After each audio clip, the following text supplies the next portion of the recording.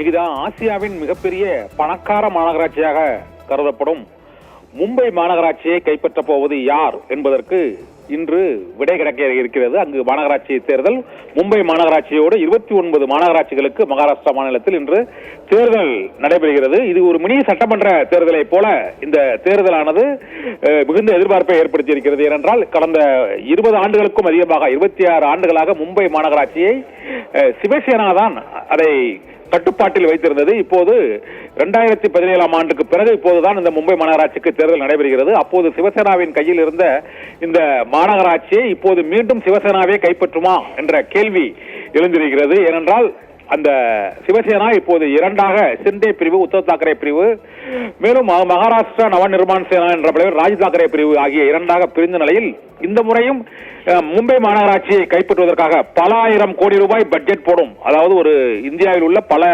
மாநிலங்களின் பட்ஜெட்டுகளுக்கு நிகராக மும்பை மாநகராட்சிக்கான பட்ஜெட் போடப்படுகிறது என்பதால் நாட்டின் வர்த்தக தலைநகரமான மும்பை மாநகராட்சியை கைப்பற்ற போவது யார் என்ற கேள்வி நாடு முழுவதும் மிகுந்த எதிர்பார்ப்பை இன்று ஏற்படுத்தி இருக்கிறது. மகாராஷ்டிரா மாநில சட்டமன்ற தேர்தலுக்கு நிகரான இந்த எதிர்பார்ப்பில் இன்று காலையிலிருந்து வாக்கு எண்ணிக்கை தொடங்கியதிலிருந்து மும்பை மாநகராட்சியில் உள்ள மொத்தம் உள்ள 227 இடங்களில் இதுவரை 151 இடங்களுக்கான அந்த முடிவுகள் வெளியாகி இருக்கின்றன. இதில் இப்போதைக்கு 64, 55 என இரண்டுக்கும் இடையே ஒரு 9 இடங்கள் மட்டுமே, அதாவது சிவசேனா கட்சி, காங்கிரஸ் கட்சி மற்றும் எம்என்எஸ் என்று அழைக்கக்கூடிய மகாராஷ்டிரா நவ நிர்மாண சேனா கட்சி, மேலும் தேசியவாத காங்கிரஸ் சரத்பவார் பிரிவு ஆகியவை இணைந்து அங்கு மகா விகாஸ் அகாதி என்ற கூட்டணியை அமைத்திருக்கிறது. இதே போல மகா யுதி கூட்டணியை அங்கு சிவசேனாவின் சிண்டே பிரிவு மற்றும் ஆளும் பாரதிய ஜனதா கட்சி ஆகியவை இணைந்து, அதாவது அஜித் பவாரின் தேசியவாத காங்கிரஸ் ஆகியவை இணைந்து மகா யுதி கூட்டணி என்று அவர்கள் அமைத்து போட்டியிடுகிறார்கள்.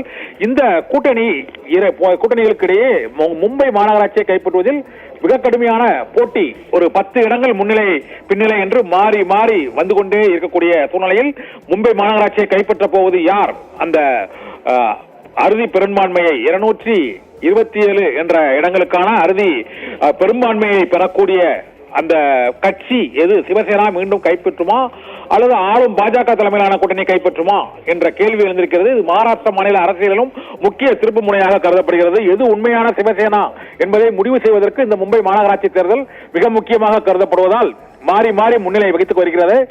அடுத்தடுத்த திருப்பங்கள் நிகழப்போகிற நிலையில் இன்று இன்னும் சில மணி நேரங்களில் மும்பை மாநகராட்சியை கைப்பற்ற போவது யார் என்பது தெரிய வரும். 2 கட்சிகளுக்கும் இடையே மகா யுதி கூட்டணி மற்றும் மகா விகாஸ் அகாதி கூட்டணி, சிவசேனா கட்சி தலைமையிலான கூட்டணி மேலும் பாஜக தலைமையிலான கூட்டணி, இரண்டில் யார் மும்பை மாநகராட்சியை கைப்பற்ற போகிறார்கள் என்றும் வெற்றி வித்தியாசம் மிகவும் குறைவான எண்ணிக்கையிலேயே மாறி மாறி முன்னிலை வகுப்பதால் திடீர் திருப்பம் ஏற்பட்டிருக்கிறது. மும்பை மாநகராட்சியை ஆளும் பாஜகவே மிக குறைந்த கவுன்சிலர்கள் எண்ணிக்கை வித்தியாசத்தில் கைப்பற்றுவதற்கான வாய்ப்பு இருப்பதாக இப்போதைக்கு கருதப்படுகிறது. இது தவிர மற்ற 28 மாநகராட்சிகளை பொறுத்தவரை மகா யுதி கூட்டணி 948 இடங்களிலும், மகா விகாஸ் அகாதி கூட்டணி 115 இடங்களிலும் முன்னிலை வகிக்கிறது.